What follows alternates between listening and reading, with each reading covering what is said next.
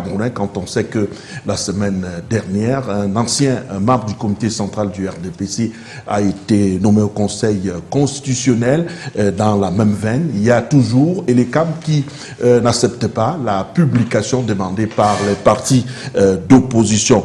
Quelle crédibilité peut-on, doit-on donc accorder à ce processus électoral? La question, je vous la pose en premier, Justin Augénois. Merci beaucoup, vous faites bien de me poser cette question-là. Et vous connaissez déjà à peu près la réponse. Le système électoral camerounais n'est pas du tout crédible, en tout point. Nous avons à plusieurs reprises, déjà il faut le rappeler aux Camerounais, de 2014, au sortir de l'élection des municipales et de 2013, à l'époque, nous étions à l'Assemblée nationale, nous avions fait, je m'en souviens très bien, une proposition de loi pour la révision du code électoral. Cette proposition de loi-là n'a jamais été portée à l'attention des députés. Il n'a jamais été fait l'objet de débat à la conférence des présidents de l'Assemblée nationale. Aujourd'hui, nous parlons du système électoral, c'est-à-dire l'ensemble des lois et règlements qui concourent à l'organisation des élections au Cameroun, c'est-à-dire y compris la constitution de notre pays. Et là aussi, vous vous souvenez qu'il y a quelques années, avec d'autres partis politiques, nous avons travaillé sur un aspect très important de ce système électoral dans le code électoral. Nous avons, à partir des contributions des Camerounais d'ici et d'ailleurs, et nous avons mis toutes ces contributions-là à la disposition du président de la République, qui a fait l'autre jour de ne les avoir pas reçus, après que l'autorité administrative ait interrompu, n'est-ce pas, une réunion de restitution de ces travaux-là. Aujourd'hui, chacun constate, lui-même ce que nous disions depuis, que notre code électoral, ça ne va pas. Nous disons clairement, nous avons dit nous irons aux élections, même avec ce code électoral. Eh bien, nous attendons à ce que le RDPC et ses affiliés respectent pour une fois la loi électorale. On dit, allons-y avec ce code. Il est mauvais, mais allons-y avec.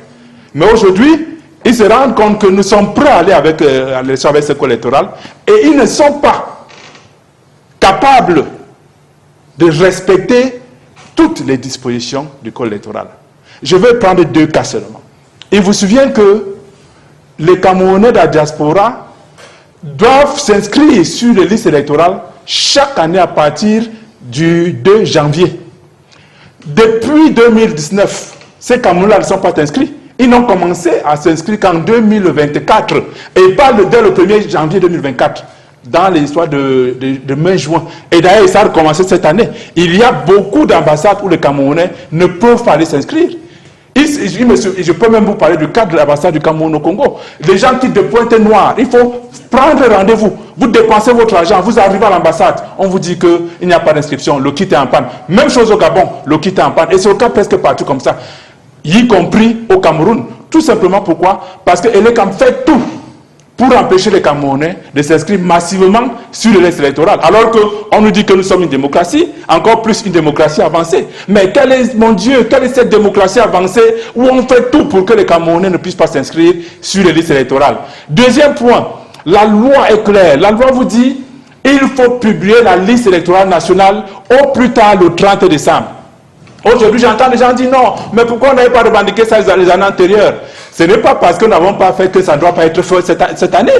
Ça doit être fait parce que c'est la loi. Donc, si hier on n'avait pas respecté la loi, aujourd'hui, nous vous disons respecter la loi. Donc, pourquoi est-ce que le directeur général de l'ELECAM, jusqu'ici, se refuse à publier la liste électorale nationale? Et pire encore, qu'il soit aidé par le Conseil constitutionnel, qui a, d'une manière unique, rendu un arrêt inqualifiable pour nous renvoyer les gens vers la Cour d'appel. La Cour d'appel aussi qui se déclare incompétente. Quelle démocratie avancée, mon Dieu.